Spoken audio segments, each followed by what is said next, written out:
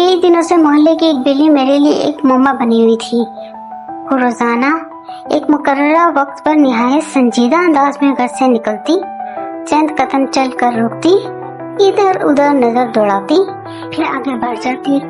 उसके अंदाज में ऐसी एहतियात थी जिससे कोई खुफिया एजेंट किसी अहम मिशन पर रवाना हो।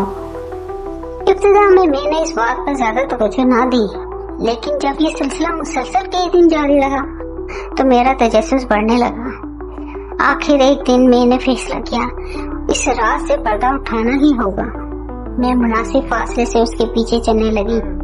बिल्ली एक गली से गुजरी, फिर दूसरी से, फिर एक ग्राम से मैदान के किनारे जा पहुंची। अब मेरे जहन में अजीब और गरीब ख्यालात जन्म लेते हैं। शायद यहाँ बिल्लियों की कोई खुफिया मजलिस मुनक्किद होती हो। मुमकिन है मोहल्ले के तमाम दूध के बर्तनों पर कब्जे की मंसूबाबंदी की जा रही हो, और अगर मामला बहुत संगीन हुआ तो शायद मछलियों के आलमी ज़खायर के बारे में कोई खुफिया इजलास भी हो सकता था। बिल्ली एक पुरानी दीवार के करीब पहुंची, चल हमें रोकी, फिर दीवार की दूसरी जानिब गायब हो गई।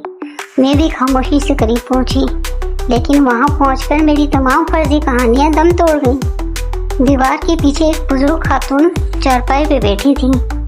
उनके सामने दूध का एक प्याला और चंद बिस्किट रखे थे। और वो बिल्ली, वो निहायत वक़ार के साथ उनके सामने बैठी थी, जैसे किसी सरकारी तकरीब की मेहमाने खसूसी हो। पहले उसने दूध नोश फरमाया, फिर बिस्किट तनावुल किए, और आखिर में खातून के कदमों से सर रगड़ कर अपनी तशरीफ आवरी का शुक्रिया अदा किया।